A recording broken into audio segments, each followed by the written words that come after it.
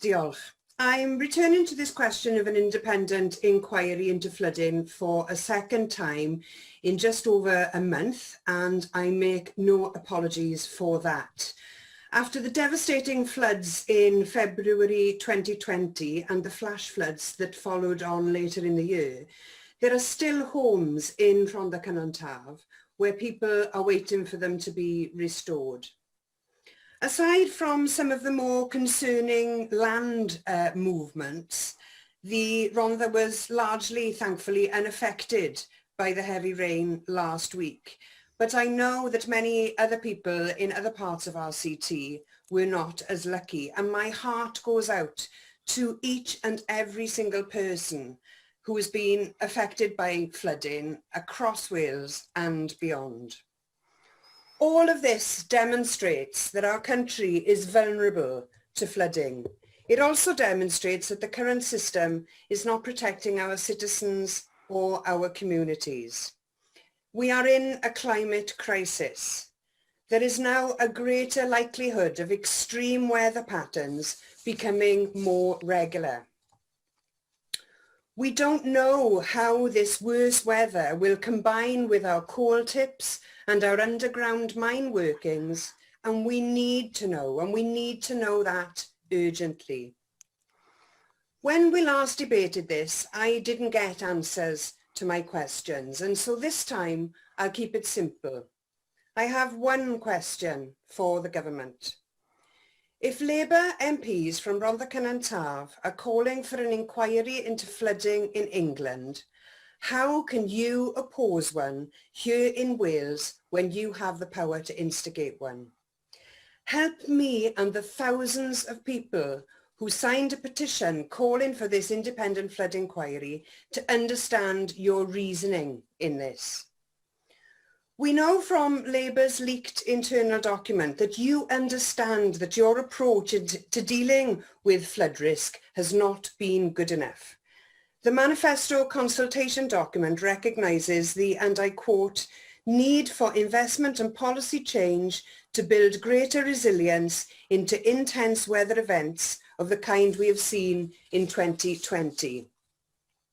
This chimes with the advice from insurers who urge the Welsh Government to spend more on building and maintaining flood defences, increase the use of flood resilience measures within properties, and change the planning system to prevent developments in flood risk areas.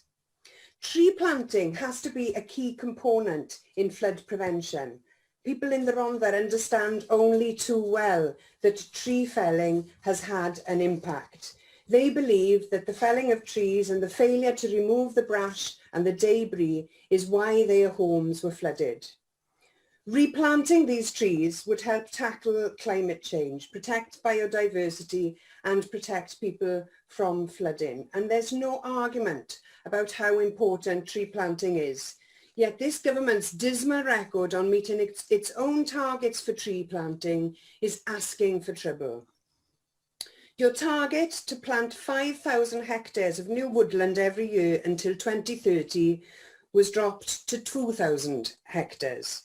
Even this less ambitious target could not be met. In recent years, you've averaged around 300 hectares a year. And in the 12 months up to March of last year, the effort was even worse at 80 hectares planted. This is abysmal. We cannot ignore the impact of our industrial past on flooding. Last week's events in Skewen showed how we are still paying the price for heavy industry long after the profits and the jobs have gone. The same can be said about the fear felt in our communities every time one of our coal tips moves. Right across Wales, we have former mines, ironworks and other remnants of heavy industry that has to be taken into account when addressing the impact of flooding and future-proofing our communities. But who is looking at all of this in a joined-up way? And who is listening to the people who are affected by all of this? These are all things that can be analysed and further looked at in an independent public inquiry. We have to have an independent inquiry to look at what went wrong, to understand who is accountable, and most importantly, to see what needs to be done to put things right in RCT and elsewhere. Please reject both of the delete all amendments. Join Plaid Cymru and the many thousands of people in Rhondda Cynon Taf who have called for an independent inquiry into last year's flooding. They really deserve it. We are all eagerly awaiting the outcome of the Section 19 process, and that is imminent. But the council are leading on that, and obviously the council had a role to play and have a future role to play. So that is why this process can't be independent. And we in Plaid Cymru and every single one of the people who were flooded that we surveyed have said that only an independent inquiry will be enough. Unless we have an independent inquiry, I don't think we're going to get the answers that we need. And this isn't about the staff. We all know that staff in all the organisations involved have worked really hard in supporting communities through this. But this is bigger than the staff. We cannot accept that now is not the time, and I do not accept that an independent inquiry will hold up the work, and that is why we've put this motion today. That is why if you want to support people who've been flooded in Rhondda Cynon Taf, you will vote to support this motion today unamended.